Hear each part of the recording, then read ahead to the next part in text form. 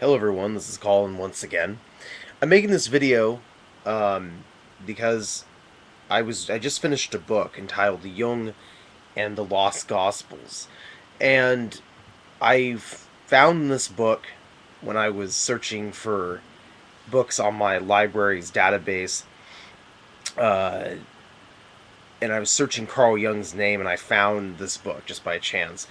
It came up in a keyword search, and so I requested it and I read it, and I thought it was interesting because it's a Jungian analyst basically looking at uh, the Gnostic Gospels and the Dead Sea Scrolls and trying to determine if there's any, if anything, along the lines of analytical psychology or psychological concepts floating around in these texts. And since I am a fan of Carl Jung, as you all know, I decided why not? I'll pick up this book. And I read it, and it didn't take me that long to read it. And I really enjoyed the book. There was nothing about the book that made me think, okay, there's something wrong with this. This is incredibly biased, or I mean, I know what the biases are. I knew what they were going to be going in, and not that the psychological bias would be necessarily a bad thing in this book, but I felt that the text was represented in a way that it wasn't hard to see the truth behind this author's interpretations or analysis of some of the Gospels and the Dead Sea Scrolls. Now, he spent more time talking about the Gnostic scriptures, uh, key texts like the Gospel of Thomas, the Gospel of Philip, and he didn't really go into the Dead Sea Scrolls as far as like individual texts, which I thought was interesting. He talked about both the Essenes and the Gnostics, but I think the reason why he um, did that is, in his opinion, he's going with the theory that the Gnostics inherited the Essene Dead Sea Scroll Qumran community's basic teachings and then went on to delve into their own concepts. And I'm not going to make a video whether I think that's true or not. To me, that wasn't really the point in the book and would be missing the point of the book if one gets way too into that sort of historical debate. I mean, if someone wants to talk about that, I'm not saying that that's a bad thing. I'm just saying that for me, the important parts of this book was to look at the text of the Gnostics and see if there's any psychological merit or um, any sort of value or teachings that one can gain from the text.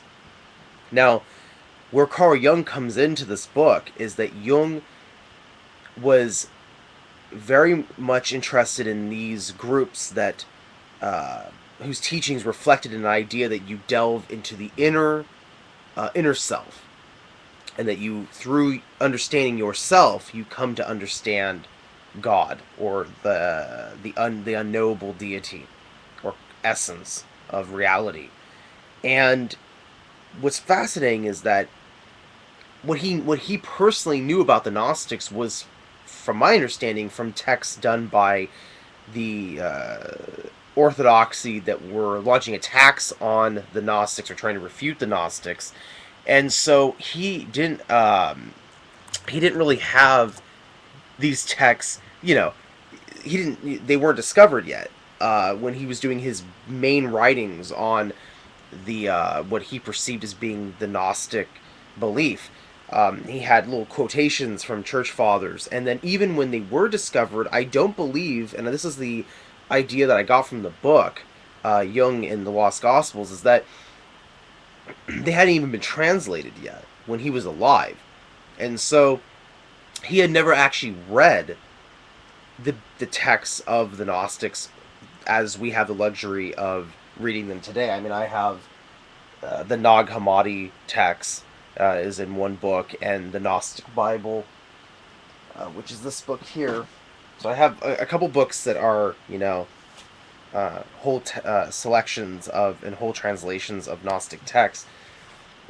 But what's fascinating is that Jung was able to, through the limited window he had into the Gnostic world, he completely understood what the Gnostics were trying to say. And I find that fascinating that through his independent research, he was able to find out and understand the teachings of the Gnostics. that they believed that one must delve, that basically through the knowledge of yourself, you come to understand God. Now, some people may be thinking, well, wait a minute, the Gnostics have these crazy beliefs, excuse me, in multiple deities, and, what's the God of this world is not the real God. I mean, things that Orthodox Christians would just, freak out over. And we can never know for certain if the Gnostics took their stories, their myths, literally or not.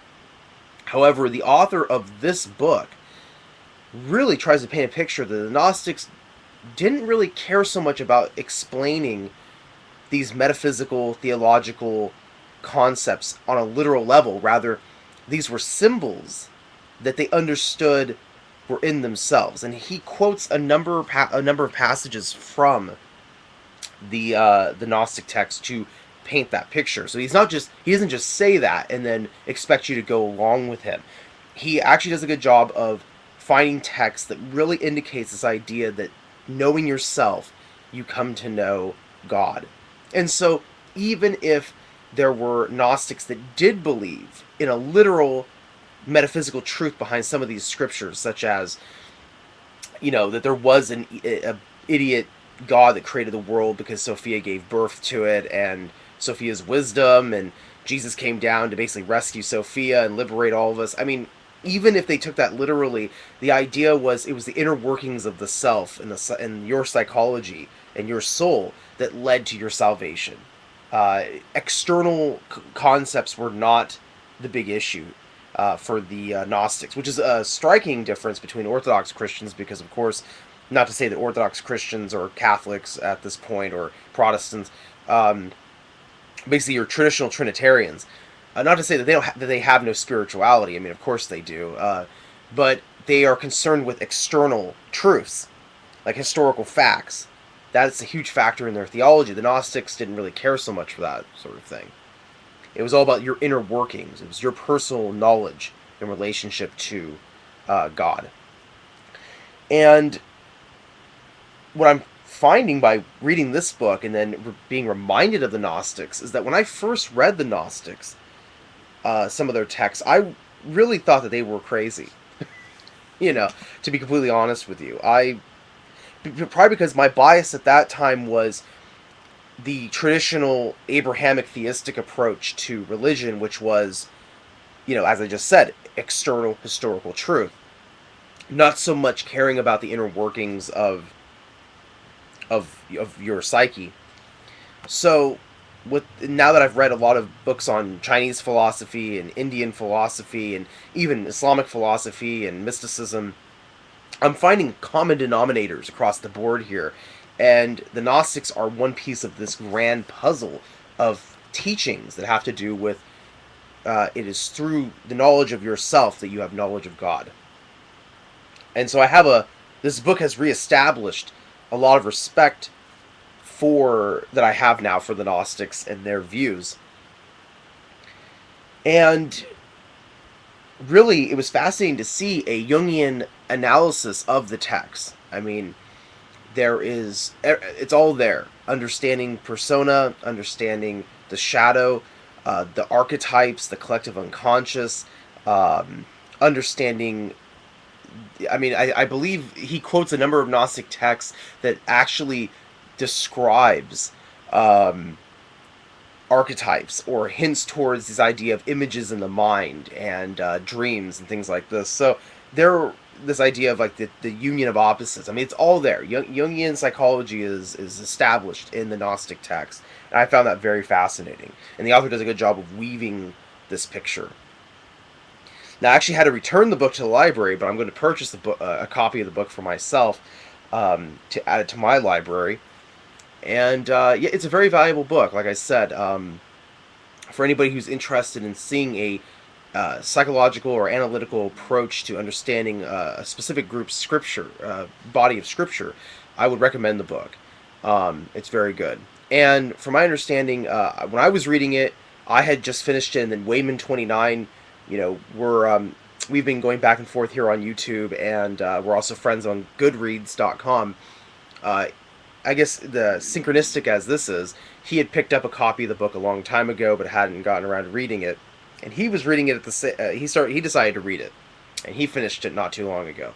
So I won't go into detail about try and hint at what he's going to talk about, but he said he's going to make a video on the subject as a video response to this video. So I look forward to seeing hearing his thoughts rather on the book. I have no idea what sort of approach he's going to go with it. I told him that I was going to talk about the sort of Jungian side of things, and I'd be very curious to hear his thoughts on the book as well. So pick up this book if you're interested.